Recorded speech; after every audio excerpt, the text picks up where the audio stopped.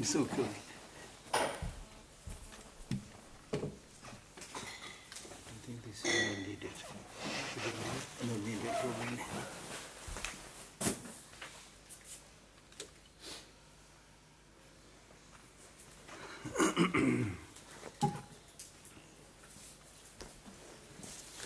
So we are going to finish 3 books, huh?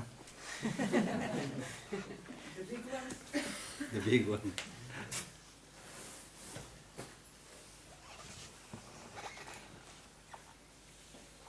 Good morning again.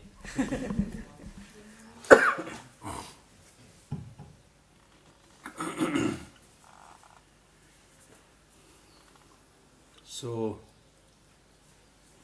when we meet, then we greet each other by saying good morning, or good afternoon, or good evening. We don't say bad morning, bad evening, or bad afternoon. That means we all want to do something good,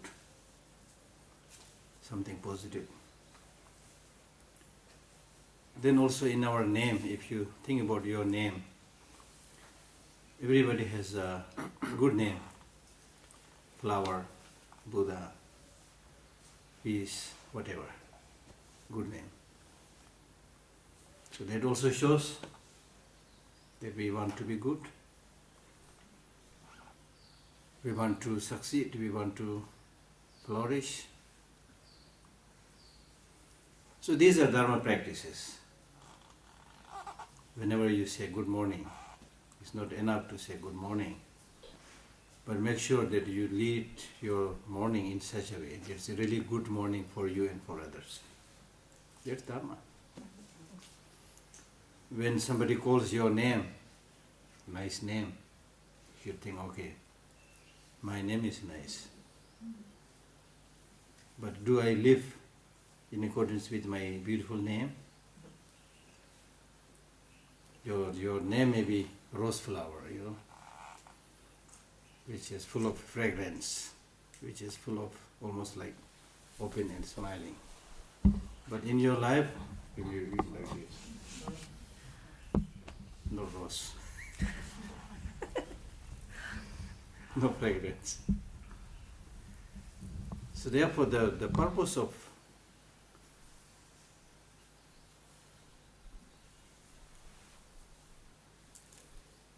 sitting together, reflecting, to do something good, to do something positive, it's not because it is a tradition, not because it is taught in Buddhism or Christianity or Judaism. It's not so much about that.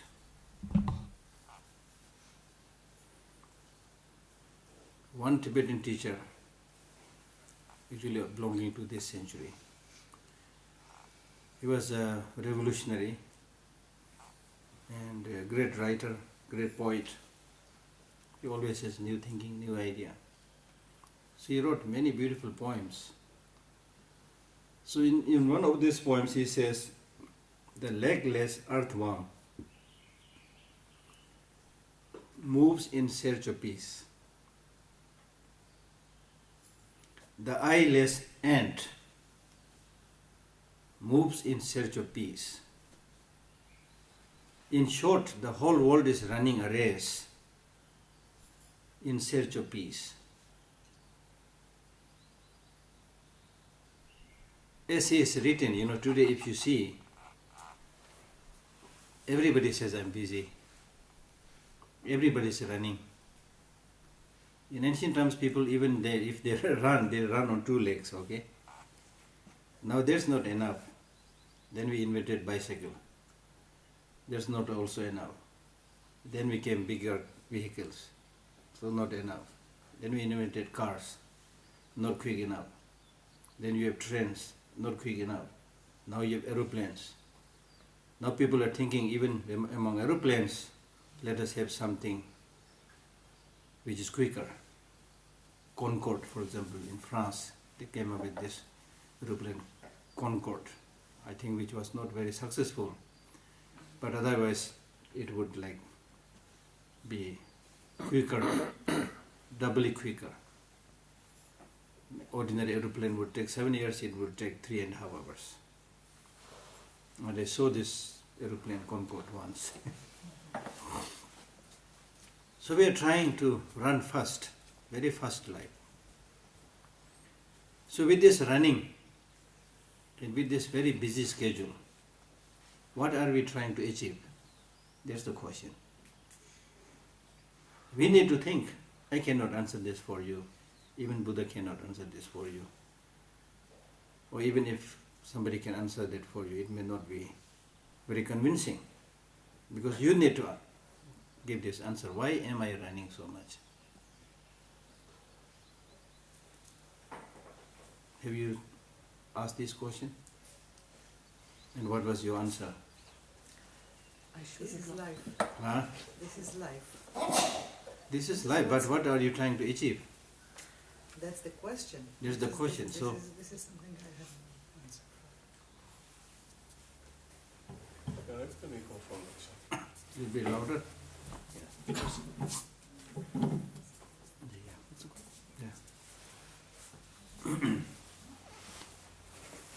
Can you hear now? It will be better. Okay? So what are we trying to achieve?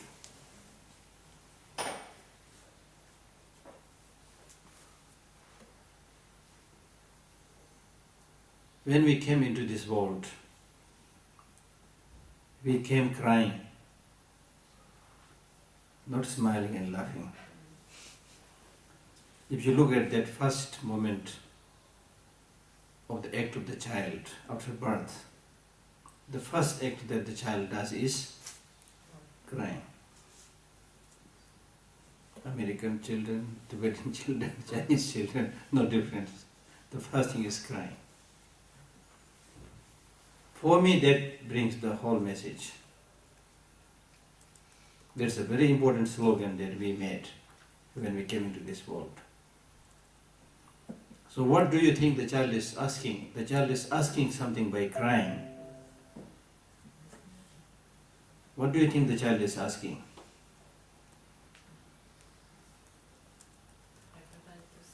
Hmm? Make me happy. Yeah? The child is asking Make me happy. for somebody's To make him somebody's happy. To take care of somebody's unconditional love, him. somebody's affection. That's all he needed. He's not, at that time, he's not asking for long teaching on Buddhism. Or any religion, he's not asking, I'm sure. So the child is asking for somebody's genuine affection. I'm saying genuine affection. Unconditional affection, unconditional love. So the child, as I said, came with a big message. He said, look, I came from a different world. I came naked. I don't speak any language except the language of crying. Today, if you don't speak a second or third language, we say, oh, I'm in difficulty. But this child did not speak even one language. The only kind of language was crying.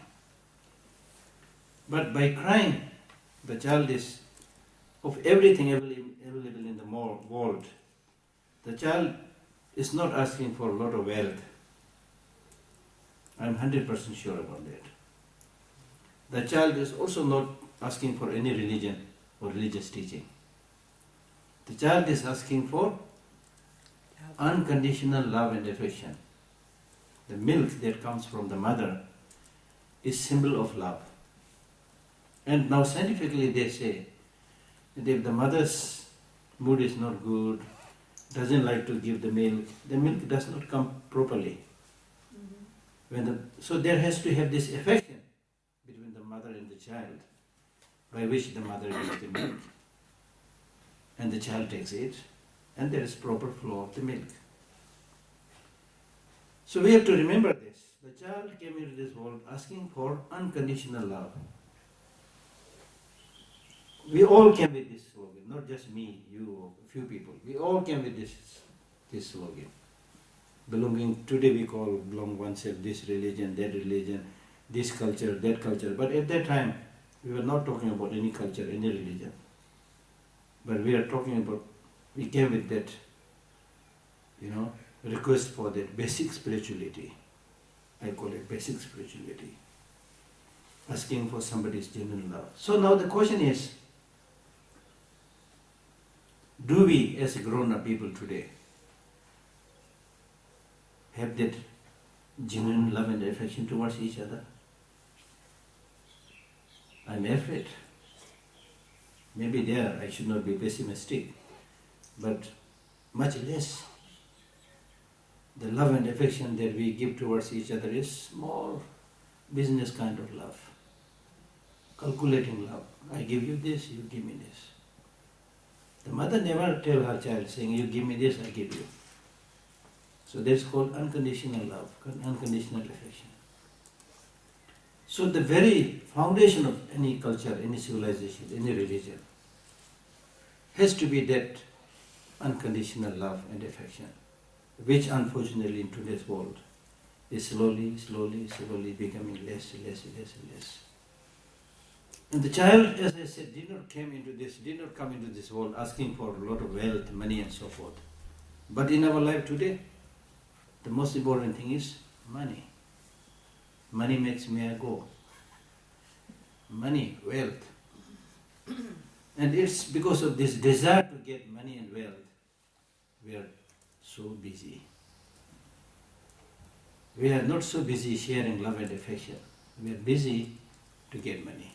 We have become competitive for money. So I'm not saying which is good, which is bad, but all I'm saying is that when the child came into this world, he came with this big slogan saying, I want happiness. So similarly, if I ask this question to you, do you all want happiness? Peace? Yes? Yes. For how many days? 1 week? Then? 1 year? How long? Whole life. Whole life, see? If somebody believe in the future lives, then for many lives I want long-lasting peace and happiness. If you believe in one life, at least for this life, for this whole life, not for few days and months, or few years, but I want peace, stability and happiness for the whole life. So that is the question now. There's the question. You said it. It's not only me saying it. I'm not trying to make you say this. You said it, that you want not only peace and happiness, but you want long-lasting peace and happiness. You said it. We all said it.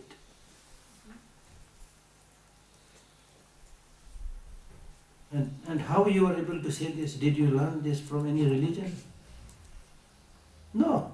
It was when you are born, as I said, with this example of the child.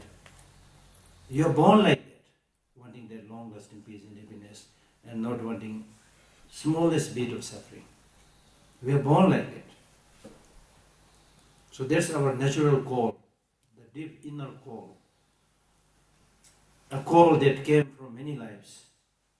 From many lives you've been looking for that long-lasting peace and happiness, but not getting it. Why? This is the question. So on the one hand, we all want that long-lasting peace and happiness. We have to remember this. Second, despite wanting that long-lasting peace and happiness, we are shortage of it. We are not getting it. So these are the most important questions that we need to address in our daily life. So now since we all agreed, we all said that we want long-lasting peace and happiness. So the next question is, now it is clear that we want long-lasting peace and happiness. But the next question is, if you want it, it's not enough to say that I want long-lasting peace and happiness. You need to do something. You need to accumulate the causes and conditions for their long-lasting peace and happiness. So what do you think is the main cause for their long-lasting peace and happiness? What do you think? Money? Friends and relatives? No, you need to think carefully. I don't want to put my word in your mouth, you see. And you also don't necessarily have to answer this right now. But these are questions that you need to raise in your daily life, answers you need to find in your daily life. And through that way, develop conviction within yourself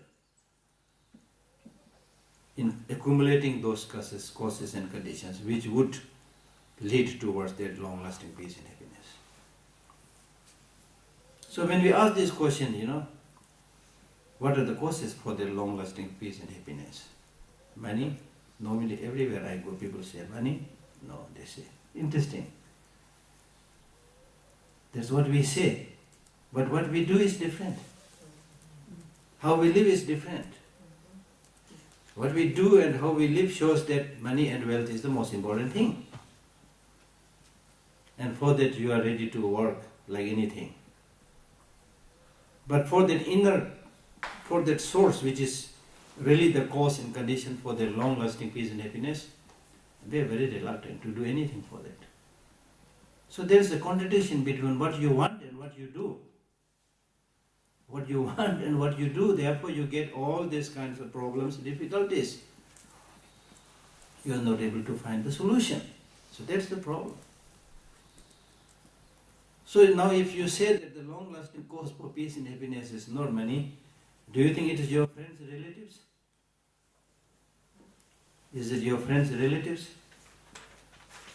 The long-lasting source of peace and happiness for you, is it your friends, relatives, husband, wife? Not so sure. Part of it. It's part of it.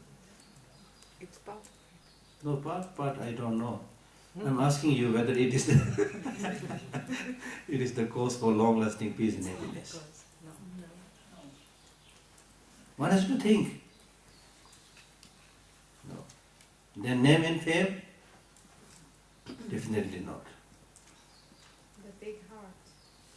So the long-lasting cause for that peace and happiness definitely is not from outside.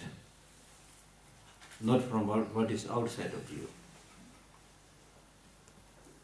Because what is outside of you, you have no control. They cannot be the source of your long-lasting peace and happiness, because what is outside of you, number one, they are not there to entertain you. Your wives, your husbands, your relatives, the beautiful flowers and trees, the money that's outside of you. Do you think they are there to entertain you? To make you happy? Think carefully.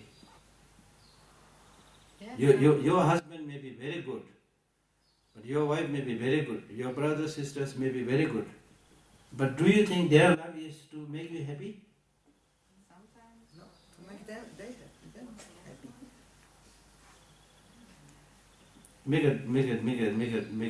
Make a difference. That you will get some peace and happiness. There's no question about that. Yes, it's true. But I'm saying that their whole life, their existence is there to make you happy, to work for your peace. No. Of course not. Exactly. Exactly. Just as you are not here,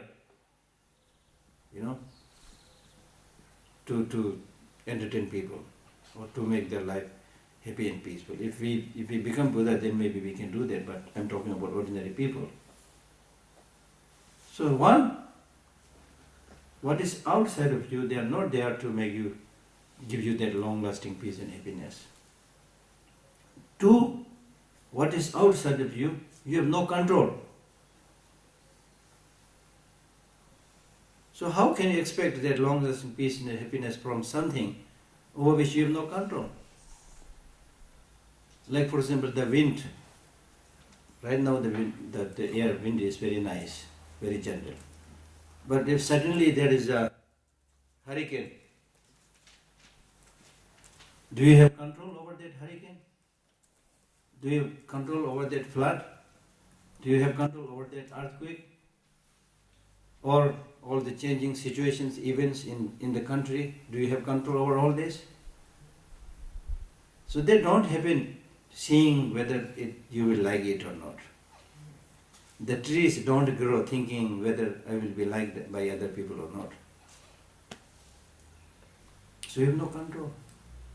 So those over which you have no control, from there to expect long-lasting peace and happiness is misplaced trust.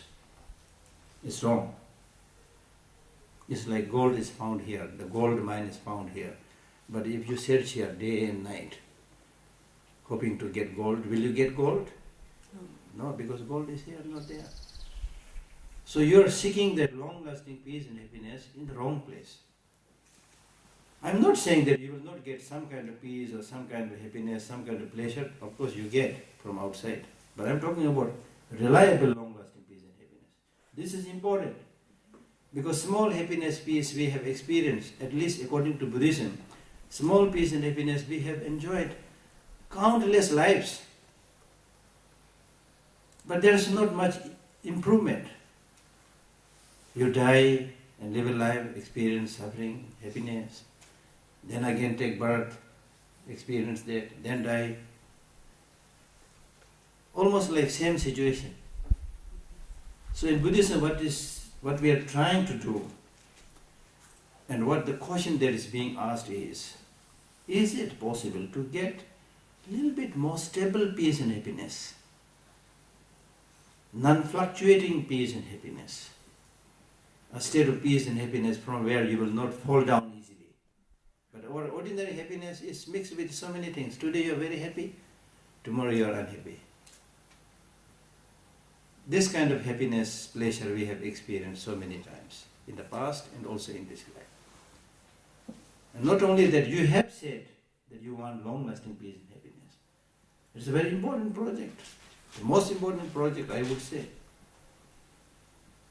So therefore, that long-lasting source for the long-lasting peace and happiness is not outside, but from within. Which means, how you should think is not made by other people. How you should think is in your hand.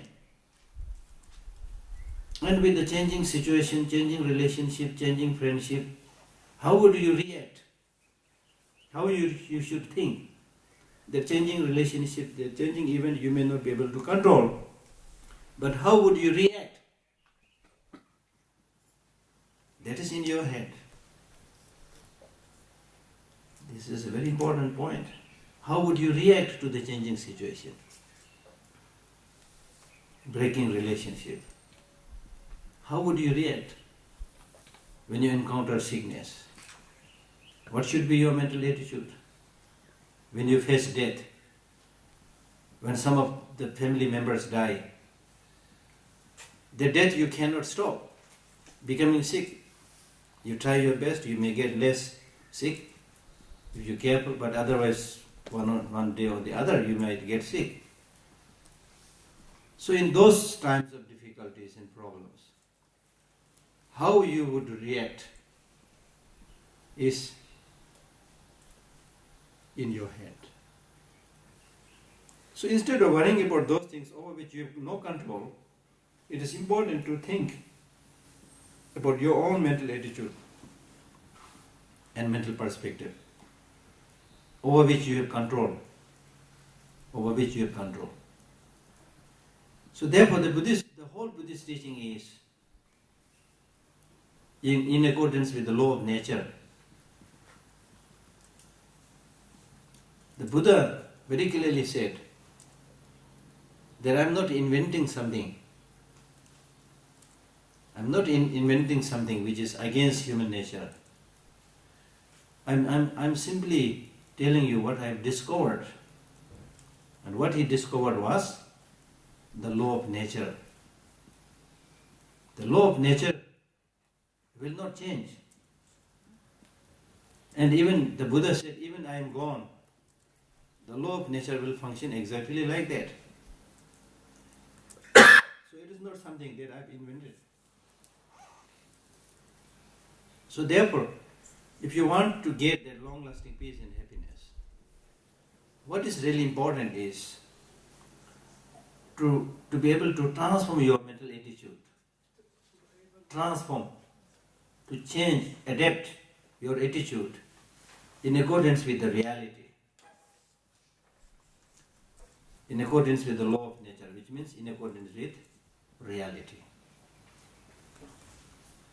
This is a very, very important point, in accordance with reality. Is death reality? So, why you are surprised when death comes? You see? So accept the reality. Okay? Much is to be said about these things. So therefore one of the Tibetan teacher, he says, there is nobody, including Buddha or enlightened being, there is nobody who will catch hold of your hand and throw you into heaven. Okay? Today in ordinary life we think, oh, if you are rich then you pay money, engage in corruption, and somebody will give you the needed post or permission to construct house, whatever, you see. But that is not possible when you face the reality. So there is nobody, however good, enlightened that person may be, who will catch hold of you and throw you into heaven.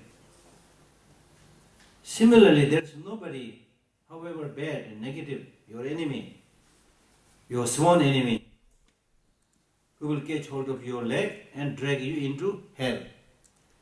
I don't like this person, so therefore I will send him to hell. Can anybody do that? Nobody. So the point is, then he summarizes this point by saying, your happiness and your suffering is in your hand. Your happiness and your suffering is in your hand. Do not cheat yourself. Look at this word. Look at this teaching. Your happiness and your suffering is in your hand. Do not cheat yourself. When somebody cheats you, especially your beloved friends, relatives cheat you, do you feel very miserable, very sad? But how many times you have cheated yourself? Many. See? And when you cheat yourself, you take it for granted. You think it's okay. When somebody cheats you, you feel unhappy. Stupid. So that's why I'm saying that when somebody cheats you, don't feel too upset because you have no control. It's their problem actually. But when you cheat yourself, that's the problem. If you don't know how to take care of yourself, how can you expect others to take care of you? If you really want others to take care of you, then you should be the first person to take care of yourself. Therefore the Buddha said, self is the protector of the self, no one else can be the protector. In that case, even Buddha, he cannot protect you. Buddha is a teacher, an enlightened person who is full of wisdom. He had shown you the right path.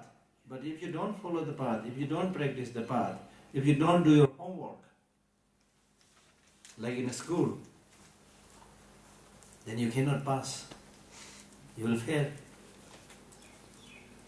So your happiness and your peace is in your hand. Do not cheat yourself.